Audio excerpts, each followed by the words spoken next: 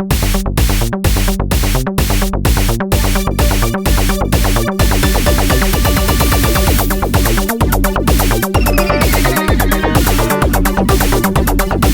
to another episode of Beyond the Beef. We not only talk about everyday problems, we talk about everyday solutions, I think. Sometimes. Yeah. We try. That's the plan. That's the goal. It's the goal. Sometimes we just chat a little, you know what I mean? But it's fun. Yeah. It's fun nonetheless. I think it's fun. Yeah, I've been editing and listening back to our episodes. Yeah. And I decided that I talk too much.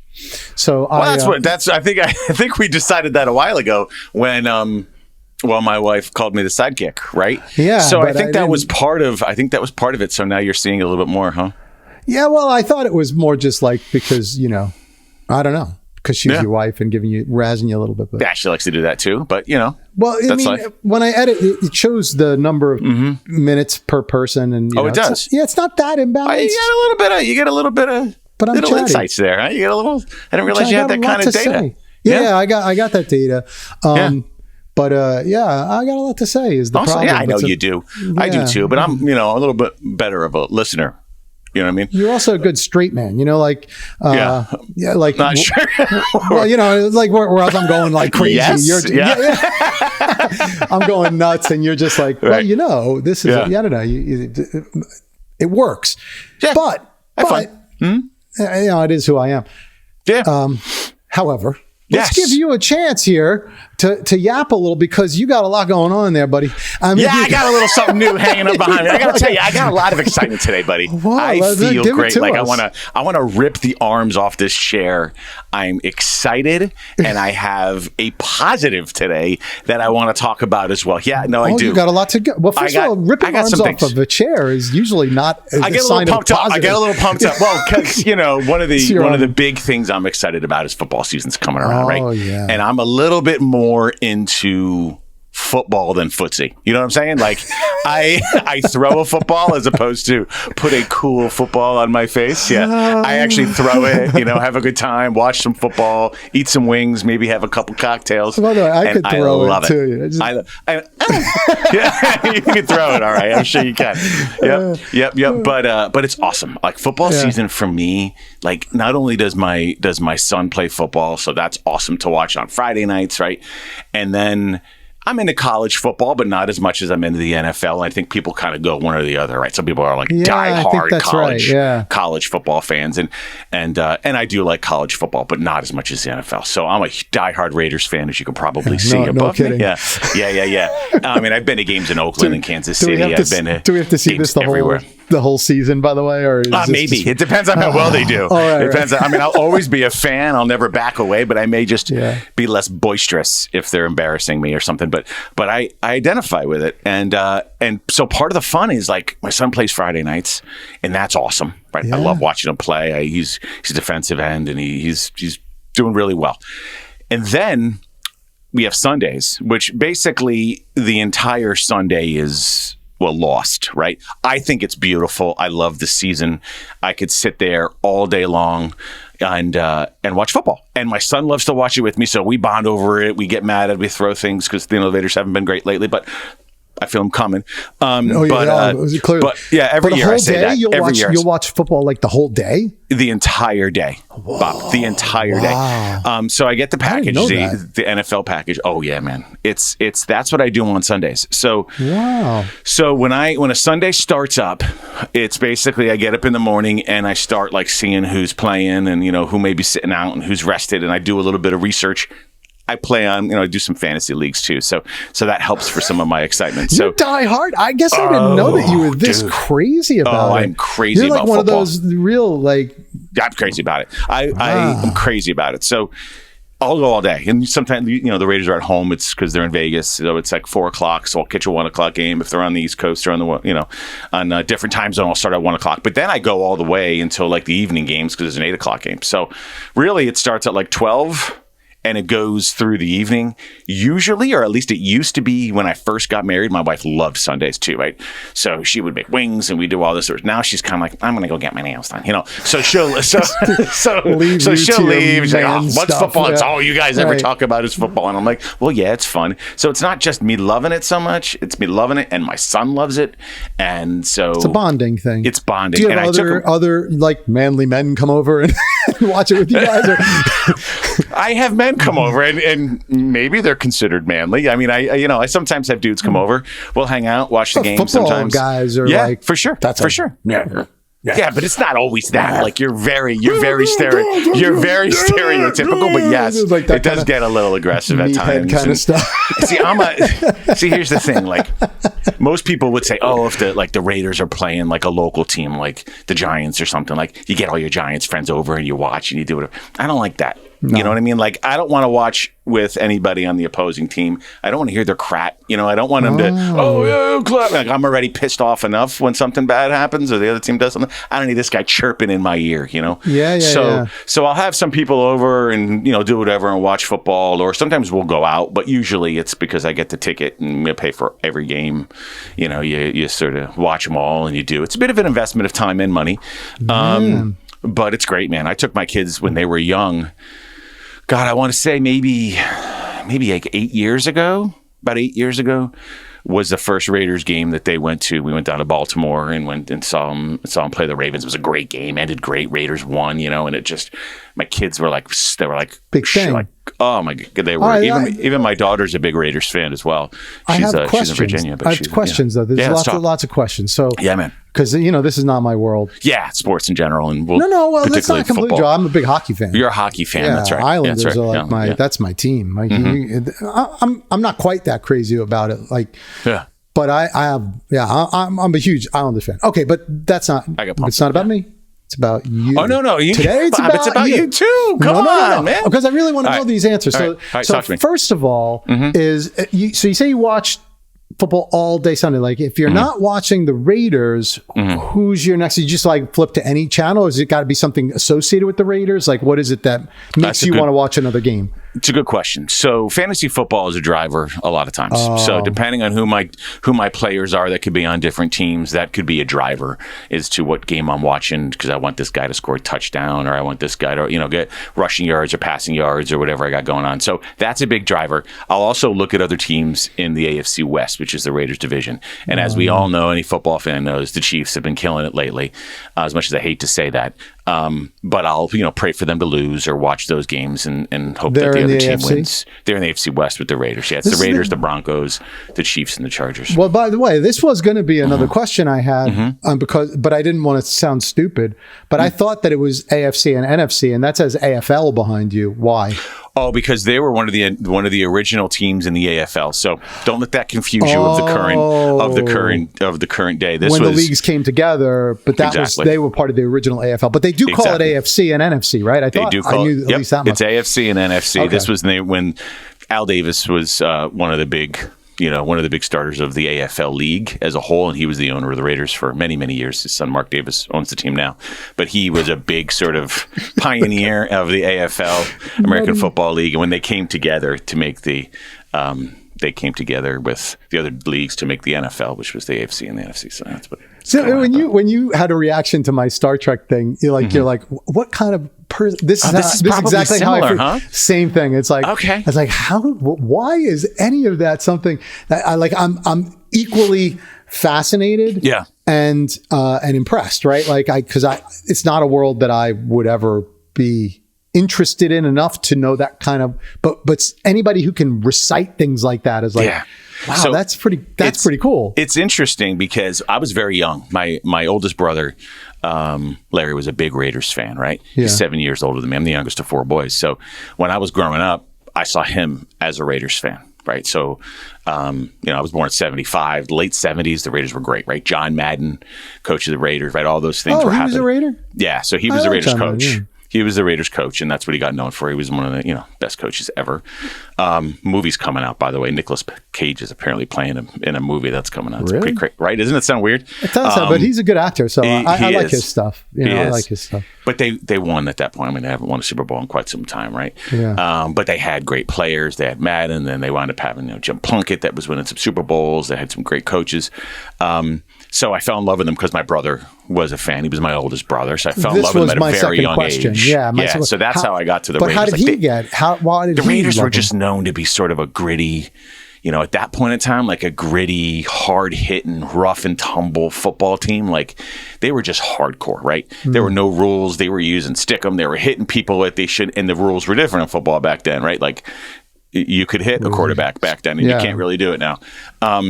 So that's why a lot of people, at least those years in like the 70s and stuff, really loved the Raiders because they were tough, right? They had Alzado, they had like tough guys. There's Matt Millen who actually punched a coach in the face after a game once because there was a big scuffle. Like they were that's who they were. And so, I wanted to be like my older brother at the time. So at the young age, I mean, I was 6 or 7 when I became a Raiders fan. And I was wearing jerseys. I mean, I have a picture day in like 6th grade, or maybe it was in like 5th grade, where I'm wearing like a Raiders like jersey at my picture you grew day. Up with. Yeah, it was just something that and everybody knew, and I identified with it. And all my even friends from high school all knew, right? I just had a reunion. Right after the reunion, a good friend of mine says, "Hey, I have a little package for you." Sends me a jersey that he bought 24 years ago, a Jerry Rice jersey. He's like, I never used it. I just remembered that you were a Raiders fan and I wanted you to have it, whatever. So stuff like that. Yeah, I wouldn't imagine it's like the most common fan base in Connecticut, right? But growing up again. But okay, so then my other question is they moved around, right? You mentioned they're in Las Vegas now. They're in Vegas now. Didn't they have they moved a few places, didn't they? Yeah. So they moved. They were Oakland. Yeah. And then they moved to L.A. in the 80s. And when they moved to L.A., that's when there were a lot of things that sort of happened at that point in time too, right? So they played in L.A. They then became sort of this team that there was a lot of rappers, NWA, all sorts of this stuff. So then they became sort of more like more of like a gangster type of thing, right? A lot of rap artists had it. So then people became big Raiders fans because of those sort of things, right? Yeah, because they just wanted to, because it became popular. You were seeing the Raiders hats more. It's black and silver, right? It's rough. It's not like the baby blue of the Chargers or the bright red of the Chiefs. It's not tough. Or the Rams even. The Rams look like tough. It's like there's so many. The Raiders are the best, right? Silver and black. You got to love it. But and then that sort of started happening or whatever, right? And then they have fans everywhere. So when I was in Baltimore, I'd say probably 40% of the crowd, that's in Baltimore, Maryland, as opposed to they were in Oakland, were Raider fans. That's how big and how dispersed they are. But they were in Oakland. They went to L.A. Then they went back to Oakland. And then over a period of time, they were there. But then that stadium was falling apart. They weren't getting the things they needed in order for, from the city of Oakland to build that stadium up and just keep up with it and do stuff like that. So then they wound up moving to Vegas. And gosh, probably maybe 5 years ago now they moved to Vegas. And you still follow them. You still love them. It doesn't matter where they are. Love them. Love them. What if they change their name? What if they change their name from Raiders to something else? Would you still be a fan? This is an interesting one, isn't it? I don't know. Because this has happened like in hockey. This is pretty common. Like they move a team from, one place to another state. They change the name, change the color, change everything. Sure. And it's like, is it really the same team? Clearly it's not the same team, but that's what they did is they moved the franchise. So would you still be a fan? I don't know the answer to that. You know what I mean? Like right now, the team that they have and some of the star players that they have, I'm a big fan of. You know, of course, if they were on somebody else's team, I'd probably hate them because they're good. That's what I mean. Yeah, and whatever. So that's a good question. I don't know the answer to that. Right now, the Raiders are more of a symbol and that's the point. Family sort of thing. Like there's so much diversity in Raider fans, and they get together. You go to a Raider game with other Raider fans. It's the greatest family in the world. They'll feed you, hang out with them. It's amazing. I can't wait. I can't wait to get my son to experience that at some point. Okay, so that we got, I got to talk on something I do know. well, maybe know a little better than sports, but it's all very tribal, isn't it? Like this is our tribal instincts because what is the Raiders is, like you said, it's what it symbolizes because the players come and go, the management comes and go, the owners come and go, everything comes and goes. But what stays is the brand and whatever the brand stands for. So like this is the same thing with me with the Islanders. I grew up on Long Island. I grew up loving the Islanders because it was in their dynasty years, right? Which again, they have not repeated.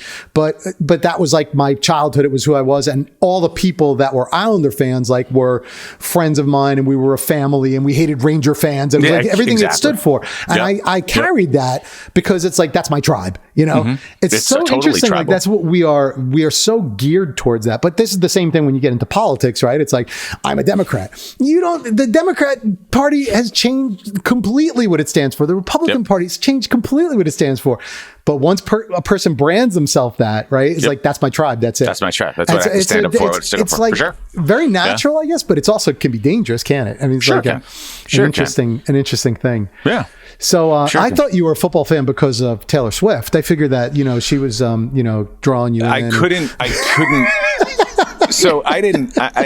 Taylor Swift plays in my house, right? That's you're a funny guy, all right? You're a real funny guy. I try because Taylor Swift plays in my house, and because you know, my wife and my my stepdaughter, they love it. And I've been to a Taylor Swift concert, by the way. I want to let you know that if you didn't know that already, I have been to one years ago. Okay, I got to hear about that. Anyway, we'll get into that. Different story. Yeah, but you know, and then she started eating a Chief. Like, I don't hate you enough right now because I can't stop you from playing in my house. Now you have to date the Chiefs tight end. Not only date, I couldn't even probably marry, right? I mean, the good news on this is I feel she's very distracting. And I feel like he played worse when he was dating her. You don't like him. Hopefully that'll continue. I don't like him. How can I like him? I mean, he's a great tight end, and he's on the Raiders. Well, if he went to the Raiders, biggest opponent. No, that's a good question. Yeah. So what if he got traded? I would probably, well, not now, but because we have some tight ends, but I would probably have learned to like him. Of course you That's would. The way this works. And then you'd be a Swiftie. That's the way this works, right? That's the way this works, you know? If I joined a different religion, right? If I'm Roman Catholic, if I joined Judaism, I'm sure they'd accept me and welcome me in there and, you know, and welcome me with open arms. I'd bring him in if he's going to help me win. Of course. What the heck?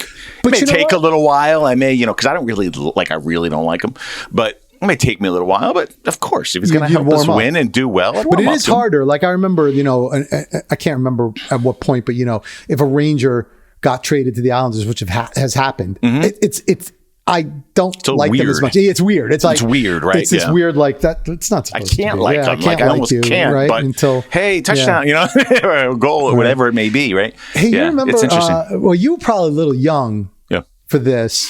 But do you remember any of those dynasty years with the Islanders Rangers? Because I was never a big hockey fan. Never a big hockey fan. I do remember watching the Rangers in the finals in the mid 90s, early mid 90s. Oh, no, I think when they won. After this is like early 80s. Okay. And so like, you know, 80, 81, 82. Wasn't a big, but I would never forget this is that the Rangers were, you know, doing their thing. And they did this promotional ad for Sasson jeans. You remember Sasson, like designer jeans? Yeah. So when I was growing up, Sasson, right? This is Jordache. This was like the thing growing up in the 80s is like, you were either a design jean person or you're not. Like if you were a Levi's person, you were like just, you know, cool. And if you were a designer jeans person, you were like, not so much. Yeah, right. Like one of the little designs on the back pocket, right? The different stitching on the back pocket. And so the Rangers did this stupid Sasson. They were skating on the ice with their design. And she said, "Ooh la la, Sasson." Every Islander fan was just like, "Oh my god!" And the Ranger fans had to like it, right? It was like there was nothing they could do because they're like, it was a great time in history. That's great. That was like a very tribal thing too, because I was like, you know, I knew it. That team stood for everything I hate: designer jeans, feathered hair, like all that stuff. You know, I was a denim jacket guy, you know, like this guy. Yeah. Oh, it's so ridiculous. But I didn't realize that you were that much of a fan. But Taylor Swift, we talk about that. That's very tribal too, isn't it? Like you're a Swiftie. Sure. And so it can't just be like you like Taylor Swift's music or you like a few songs. It's like we got to go all in, you know, like there's no tiptoeing, right? There's no tiptoeing in it. There's no like, you know, I'm a casual fan. There's like no such thing as a casual fan. Yeah. And then it becomes so ingrained. Like there are actually some Taylor Swift songs that I like, right? I mean, but I can't like it because then that makes you a Swiftie. I'm not a Swiftie. That's ridiculous, you know? Yeah. So it's like, I'm not allowed in my own brain to like a song or two of hers, even though I think a song of hers or two of hers are actually pretty good. For sure. I don't like all of her songs, and I certainly don't like this ridiculous worship of everything she does. It's ridiculous. It's a little ridiculous. And I mean, good for her for what seems like she's able to manage it, because I don't know how one human can manage living like that and knowing that they have all these fans everywhere that are this extreme. But it's definitely gotten worse, right? I mean, with the way that we can communicate with everybody around the globe now, your tribe is bigger, and you can talk to them all the time, and you can, you know what I mean? You can figure out who's doing what. You can find out where Taylor Swift is constantly, or she can post constantly and to feel like she's talking to you, or she's talking to you, you know? And you have all of these groups, right? And I have the same thing. Like I'm judging, but I follow quite a few Facebook pages for the Raiders, right? I get updates. I give my perspective. I give my view. No doubt about it. But it is about what you stand for. Like, you know, one of the reasons I'm not a Swiftie is because I don't like any tribe where it becomes like unquestioned worship of anything, right? Which is what can't do any wrong. But like, you know, like, so we were Rush fans, right? Rush, that's a band. We are Rush fans. I'm sorry. Rush was amazing. But what is Rush about? Rush is like really good music, really talented musicians, but just closed enough, right? Like if Rush remember when they did got a little too mainstream, and then everyone was like, don't get there. Don't go there. I remember Queensryche. Queensryche is another. Oh, I love Queensryche. Did you ever get into Queensryche at all? I listened to some Queensryche, but not a lot. One of my favorite bands ever, right? And then they came out with that album with Silent Lucidity, and all of a sudden it was like they were on the radio, and I'm like, no, that's not. I'm not gonna lie to you. It's not my tribe anymore. Silent Lucidity is on the karaoke list. It's there because it's a good one. But if you should get into some. I've never really. I could say I haven't. You should like Operation Mindcrime. Their best album ever. Yeah, I don't know why we've never talked about that, because to me they're like one of the greatest bands. And well, I have a lot like that. But anyway, but the point is that so we do connect ourselves with things that like that. For sure. So I guess that's like the Raiders. See, look, I nerded it. I turned it into a nerd show. No, I'm afraid of turning this into a sports show. I have to quit. Music's Where do I go? True indeed. This wouldn't work at all. Yeah, this is not a sports show. On the Beef is now sports themed, and Bob's not here anymore. Hey, let's talk about footsie. Footsie, Star Trek props. I could do that. Islanders, I could do. I'm not a complete sports, I know. I just, kind of. Anyway. Close. You're kind of right there. But this is great to see you so excited, man. Oh, man. Like, this is it's not. There's just a good energy. It's just a good energy. I love it. That's what we need. There's different things. Sometimes you get mundane and stuff. Like when you get into this season. And I'm going to tell you something else happened. And I'm going to talk a little bit more. I'm going to take a little bit more time. I want you to. This is your episode. And I am. And the next 4 are mine. Probably way too happy. Yeah, of course. My joke. Of course. Nice. I'm kidding. Yeah, I'm going to need to see those insights reports and that data. Enjoy it while you can. Oh, this is great. Throwing me a bone once in a while. What a guy. What a guy. Go ahead, James. So this is a totally different path, by the way. This other thing that has got me not complaining, but actually a little bit of kudos, maybe a little bit of hope, right? Whoa. I had a meeting today. I'm not going to get into details why, but at a school. Right. For the kids, for one of my kids and whatnot. We were talking about various different things. And we talked about something and I was pretty excited about it. And we're in the state of Connecticut, right? Yeah. And I found out recently, and I've been talking to a lot of teachers and administration in schools and whatnot, that there have been many changes that are going on this year within the schools. And the biggest change is that children and teachers will not be allowed to have phones during class time, during school. Or they're playing with it. But I heard about this whole movement. So they're doing it, right? Apparently, I looked it up a little bit. Other states have gotten, I guess you need like government approval to be able to do this sort of stuff. Yeah. What the heck? Government approval for everything. I mean, like, seriously? To not allow something in a classroom? Yeah. But, it's like, come on, people. Our keepers. Yes, we'll let you. Yes, you're allowed to not. You cannot have a phone. Exactly. We'll allow that. Yeah. Wait a minute, but not allowed? You must do everything everything else we say, but phone, exactly. No, phone. We'll give you a break during school as long as you get right back on it when you get home, because we've got a lot of things to tell you. There's a lot of campaign money from the phone companies. Let me ask a couple high-powered executives if it's okay first. Anyways, people just don't get it, do they? They do not get what government really is. But they don't. They don't at all. But anyways, the good news. Let's get positive again. Let's go positive. And you dragged me right down the hole again. I'm a negative. That's why. Go ahead. So they're doing this, and different schools are doing it in different ways. I know schools like New Canaan, they have the Yonder pouches. Are you familiar with the Yonder pouches? Well, you put the pouch in, and then you take put it in the pouch, and then the phone is kind of basically sealed until they have either a magnetic thing or whatnot. Oh, there's concerts that are doing that too. Like concerts are doing it. Yeah. Some comedians. I saw Bill Burr not too long ago. He did it. We had to do it there at a local comedian show too, which is cool, right? I'm good with it. And some have what they call like phone hotels. You go in a room and you put it in kind of like a shoe thing, right? And you have kids got to put it in. I love this. And I can't tell you how much I love this, because I think that one of the biggest distractions and one of the biggest things, and really one of the biggest reasons and qualities and teaching that kids get from schools are the social piece, right? Like being able to communicate, being able to talk to one another, being able to do all this sort of stuff. And the phones have taken all of that away. Their heads down, they're doing stuff. And not only that, there's videos, there's bullying that's going on during the day, there's distractions, right? There's reports and things that I've read that it takes you 15 minutes, right, from when you look at your phone to get full attention back to the classroom, of course. Right? And when we were doing facilitation, we would say the same sort of stuff, right? Put your phones away, because you're going to miss a lot of things I'm saying if you're looking at it. That was for adults. So you think about these adults kids. Are worse, probably. Of course they're worse, right? But I love this, because you know what it's going to do? It's going to get kids, first of all, it's going to get kids focused. It's going to get them really communicating, talking, learning that they need to, communicate face-to-face more and talk with other students. I also love it because teachers have to do the same thing.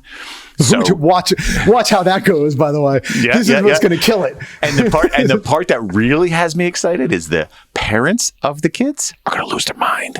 Oh, I know. They're going to lose it. If they can't talk to the kid whenever they want, how am I going to know what time I got to do this? What time I got to do that? Right.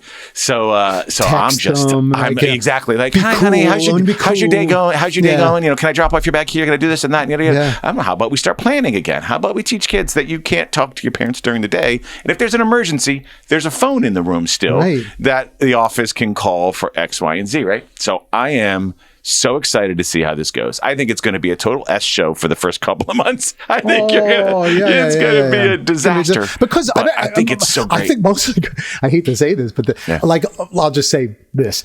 My daughter talks about the teachers who are also doing this, right?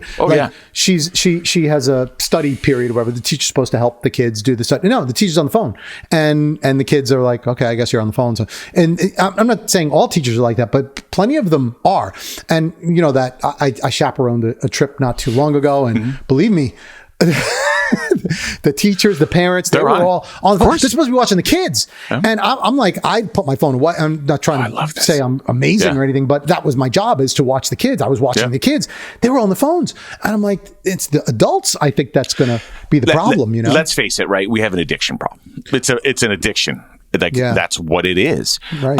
But doing this and making this change, maybe I'm too excited about it. Maybe I'm overthinking it.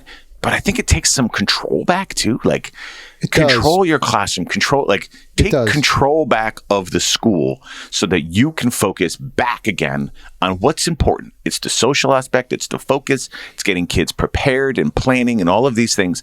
And I'm just as guilty as anyone else. I am not somebody who is not looking at a phone or whatever. I'm just as guilty as anyone else. Oh yeah, well, it is an addiction, as you said, right? If you make it happen, I mean, I even know how much more I enjoy my time with my kids when their phone gets taken away for a punishment sometimes. I don't know why I don't do it more often, right? I'm guilty of that. But give them 15 minutes and their brain shifts off the phone. They're not thinking about picking it up. Give them a little while.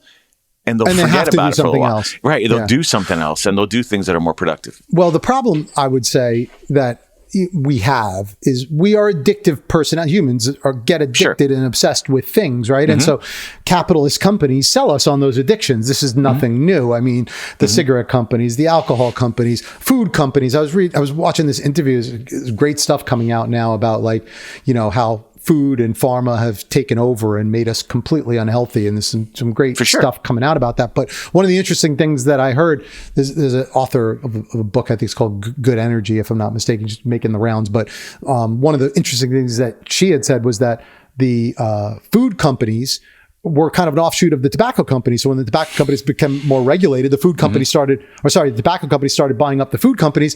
And then they took their scientists who are literally dedicated to finding ways to make people more addicted to their cigarettes. They put them into the food industry and said, do the same kind of magic. And they did. And if you look at our food, of course, that's what it is, right? Stripped of all nutrients and, all sugary, everything that would make us addicted. I mean, this is not something I should take credit for. This is all, the stuff that is coming out now through this book, but it's amazing. And then it keeps happening. Like pharmaceutical companies do it, right? And then who else does it? The tech companies, the phone companies, like, anything that we can become addicted to is going to make those companies money. It makes sense. So they love it, right? And we fall for it because we're addictive personalities, and it just keeps, so it'll be replaced by something else that some capitalist company will find another thing to get us addicted to. Right? This will happen. But first of all, you're so right on that side of the cigarette companies and the food. My father started work for Maxwell House, right? Yeah, he worked for Maxwell House, then it became General Foods. He worked for the same company for 32 years. God rest his soul, but that was back in the days where you could do that, right? Maxwell House in Hoboken, New Jersey, and then he went to, General Foods. Of course, in the end, now it started turning. Oh, then it became Philip Morris. Look how that happened, right? Look how that happened. And then it became Philip Morris, and he didn't feel good. People addicted to it. Yeah, exactly. There was Kraft and Philip Morris all tied together, like Kraft and Philip Morris tied together. Does anybody see that? Anybody see that? Altria Group is both of those sort of tied in, right? Yeah. So, all those things happen. Coffee, sugar, all the things that... Sugar's a big one, man. Sugar's huge, and it's killing us, right? It's killing us from the inside out. A big addiction. But what is it driven by? It's driven by companies. And again, a lot of people go into the conspiracy stuff or whatever. No, it's capitalism. You can look at facts. It's literally like companies trying to find ways to make more money. How are you going to make more money? You try and sell more stuff. How do you sell more stuff? You find stuff that people naturally like, right? For sure. Will continue to like and continue to buy. And so that's how this stuff happens, right? And food is another way of chemical addiction, right? So a woman I went to high school with, she directs and it kind of directs movies, by the way. They're on Netflix and whatnot. One of them is called Fed Up, which is amazing. I heard of this one. Actually, you told me about this one. This is about the food. Exactly, about the food industry, right? Yeah. And it talks about the chemical change also that happens with sugars and different things like that, right?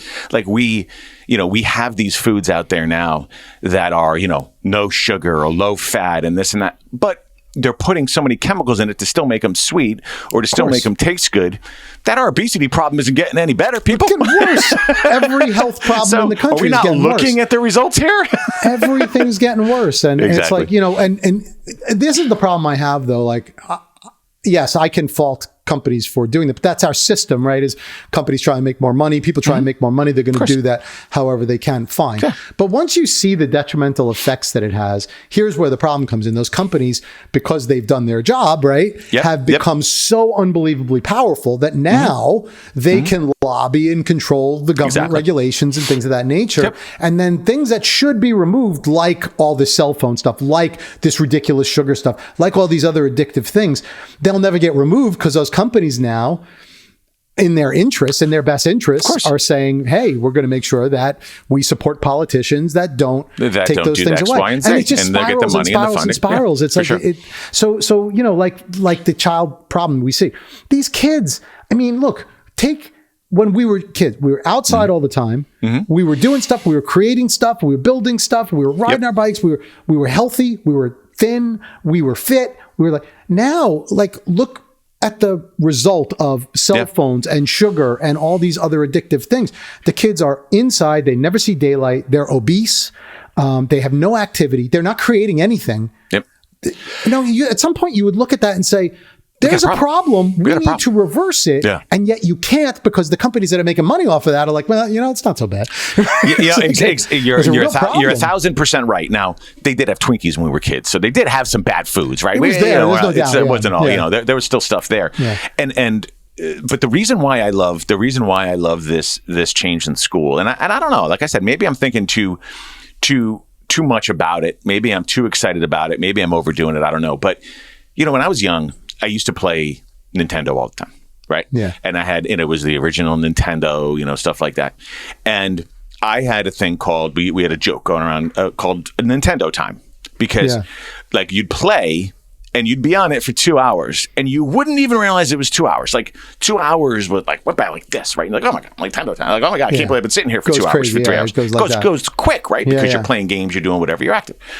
Well, we've given that to everybody, right? We've given that to everybody with phones. We've said, you can all work under this premise of, we'll call it Nintendo time, right? Where you're going to look at your phone. You're not going to realize how much time has passed. Right. You're not going to realize that you've done nothing but just absorbed and really not really done anything creative with this. You haven't thought for yourself. You haven't gone out and built something. You haven't gone out and played a sport. You haven't done X, Y, and Z. We've given it to everybody. So I'm hoping and I'm hopeful that this will be a start of, let's get these brains working again, right? Like let's get it going and not waste time on these things, but nonsense crap that's out there on these phones and on electronics. Yeah. And let's get more focused on building the brains a little bit and doing more things. I know. I'm thinking rainbows, unicorns. I'm thinking the high level of great things, but it's got to be something. It's got to be something. And just teach people moderation. Like you talk about Twinkies. Yeah, we had Twinkies, but they were a treat. Yeah, right? They weren't a diet. This is a big difference. And That's what else true. we didn't have? Credit cards. Because, my father said from day one, a debit card is one of the most dangerous things that ever was created. Right. And like when you can just buy anything you want at any point, you're going to stock your pantry full of Twinkies because it's like crack for you, right? Yeah. Like, and your kids are so happy when they're, or whatever. Yeah, for sure. You didn't do that, when you were young. So like everything's become excessive. And that's the same thing with the phones, right? Yeah. Like, they'll spend 8-10 hours on these games and phones. And then it's crazy the amount of time. The problem that's really, I keep going back to, someone's profiting from it on the other end. And that's why it's not changing. And that is criminal. That is criminal. To me, it's the destruction of life. Just the for fact profit. that when I looked up, hey, are other schools, I simply Googled it. Hey, are other schools, changing phone usages and yada, yada, yada in different states. I just Googled it on my phone and it was like, oh, the government passed this. I'm like, why is the government involved in this? Like, shouldn't a school just say, hey, tell you why the government's involved in it. You can't. And then you think about it and you know why. And I was shocked to see that. Of course, that's But again, on the good side, they need permission from their donors. On the good side, at least it's happening. Yeah. At least it's happening. Hey, Google, is this okay? Mm-hmm. We'll let this one go, but don't let it get out of control. It's crazy. This is how it works, right? It is. I joke about Google. I don't really know, but that sentiment, right, is that that's who's paying for their campaigns, right? That's right. Like, what do you think this is? That's why it drives me so crazy when I see people get so crazed about politics and this and that, like Republican, this, Trump, and blah, blah, blah. I was like, do you not recognize this is all one and the same thing? Like, these people are bought and sold, right? This is how it works. You're not electing that person. That person is a representative of all the companies that are behind them, right? That's all it is. Exactly. And that's never going to change, right? It's like, well, I mean, it could change, but I don't know. Not in our lifetime. Not in our lifetime. Absolutely not. It's insane. It is insane. It is insane. Put that together with the tribal piece. Yeah. And you've got large groups of people that are buying into these stories and doing these things at a government level that are feeling like, oh, I've got to stand for this. And they're really, not adding value. You're not realizing what tribe you're a part of, and you're not realizing sometimes what you're standing for, but you're just doing it blindly because it's where you put things, right? That's right. Well, speaking of both politics and tribal stuff, I got to mention this because, again, not taking a position, but I was watching a little bit of the Democratic National Convention, I guess the DNC thing. I wasn't watching. But both of these are scary things to watch, right? But I'll say this from the standpoint of like what we've become, right? Mm-hmm. And again, right down the middle. So anybody who wants to say I'm one way or another, like I really independent, I think all of them are crazed, right? Mm-hmm. But I watched Biden's speech. Did you watch any of it? I didn't. This is an angry man. And I got to tell you, the dude was yelling and screaming and just like, it was scary. Now, I'll tell you what was scary about it. He was so mad and so inflammatory towards like everything that wasn't democratic, right? Which I guess is part of the purpose of the thing. He was so scary angry. Really? But what was so scary to me was the tribe, right? Mm-hmm. Everybody was like, it's riling people up. And I'm like, isn't this exactly what you said the other guy was doing? And like, it's just so crazy that people can't see how easy it is to become brainwashed by this. It's like, it's frightening when we have that kind of worship and that unchecked kind of passion for things that are really, really negative, Yeah. It's a weird, I was more scared than I'm like, I never remember that, right? Like, and I know it happens on the other side. I'm not saying like, one or the other, but growing up, I just don't remember politics being like that. Like, in fact, the definition of politics, was like, being able to play both sides and stay calm. Exactly. That's the right. Politics. That's when you're political. He's so political, yeah, right? Like exactly. You make a comment. It was the person who can like woo you over. Yeah, they were all still corrupt behind the scenes, I'm sure, right? But it was people that can speak eloquently, but now it's like we don't have any of that. Oh my God! We've gone so far to the other side, so scary. So far to the other side. It sounds like dictatorships of the, it's. I don't see why people are not seeing it. I turn to you and like, am I the only one that sees this? This is crazy how angry people are and how we get behind it so quickly, And believe me, Trump does the same thing, but this was another level to me. This was crazed. So I admit I didn't watch it, right? And I'll have to go and watch it because I think I just have to go and watch it, right? And get more of a feel of what you're saying. And understand and hear what he has to say as well, which is pretty important, to country. But it's probably all whatever, right? It's all the same stuff you've heard. Exactly. It's all hot air. Yeah, press just gets angrier and angrier. It's the same rhetoric that you've heard for however many years, whatever. But you know what I find happens, though, is in situations like this, when we entered sort of this place, I don't know, I can't even give years ago, maybe 10 to 14 years ago, where everybody felt politicians are all BS, right? They lie, they don't do, they're all just political people and they're all just full of it and they're never going to get done anything, right? And they're all just well-spoken and they just, whoever the best speaker is wins, right? We were in that phase probably, I'll say 15 years ago, right? I'll just put a number out there. Yeah. And felt like we were all the way on that side. What happens in these scenarios that I've seen over and over again in different ways is we have to jump all the way to the other side. Right. Of the filthiest, the not well-spoken, the angry, the aggressive, the, to your point, dictatorship feeling sort of whatever.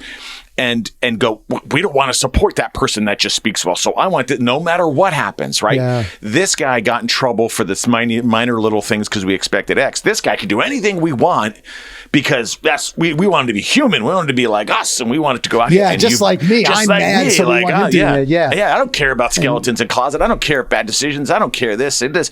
I'm going to support this side of, and you have to hope. You have to hope that somehow we as a country can find our way back in the middle. Yeah. Because right now we're living on both ends, right? We were one way, we went all the way to the other. And like I said, this happens in a lot of things that I think we've talked about, and whether on the show or personal, that we don't support something and then we go all the way to the other end where we're supporting something or talking about something that is way extreme. And the hope is that you find your way in the middle. And that's where we are with this right now, it feels. It is. And I also think it has to do with this sensationalism gone mad, right? Because it's back to what you talk about, the phones and this and that, our attention spans. We're always about like clicking on things that are interesting, right? And no one's like, you don't stop on the road for flowers, you stop for a car accident, right? Because, right? This is the whole, and so it's the same thing if you're surfing, you're clicking on the things that are like, that are controversial, that are, that are, you're yelling, somebody's yelling at them. But if somebody's just like talking normal, you're like, right? So I think that this technology has also like enabled this, but whatever it is, man, I will tell you, we are in a bad place. I mean, I know, we're man. in a bad place. This anger is just out of control. Everybody. It's just crazy. I just wish that we could get back to positivity, because the negativity that's going on, that stuff's addictive, right? I mean, that's contagious. It's addictive and it's contagious and it's another addiction. Another it's the addiction. Anger. It's blah, blah, blah, blah. Yes, and you can be in a group that's all angry, and then you just get more and more angry people. And guys, like, we're living, like, live life a little bit, like, enjoy, look positive, Like I always say, assume positive intent sometimes, and go about trying to make the best out of life and make people happy and give and, do that sort of stuff. Yeah. Because your anger is just going to lead you to a path of being an angry person and then dying. And that's it. And that's all. By the way, you in that shirt with that statement is going to make a great clip. Oh, I love it. This shirt is my positive. Yes, do it. You know what I mean? Get out there, go to some concerts, have a couple drinks, relax, listen to some good music. Be like James. Love it. I love it. This is my summer shirt because we're getting to the end of the summer, so I can't wear this like past next weekend because it's after Labor Day and stuff. So I figured I'd get the flamingos out a little bit. Usually it's my first day of vacation shirt, kind of gets you in the mood and get you a little energy, Which is why, by the way, I'm glad we're also caught up. So as of this morning, we're caught up. So today is Thursday. We released we're caught up. So we released one this morning. Now this one we'll release on Tuesday. Mm-hmm. And then we're every Tuesday. So we're only 5 days from recording or whatever else. And who knows, maybe we'll even get more disciplined than that. But this is good. All right. Well, we've talked about Nintendo time. Sorry I talked so much, man. I talked a lot today. Beef time. Yeah, I gotta go for a run or something over this. I got so much energy. Listen, first of all, I love hearing you talk about stuff. I love the energy, the positivity. It's all really good, man. We gotta see a little more James on this. Feel good too. Yeah, Bob's I agree. I agree. You tried railing me off course. You tried bringing me to a dark place today. No, yeah. Going to negativity. We stayed up. We're good. I think my whole persona is more positive negativity. Yeah.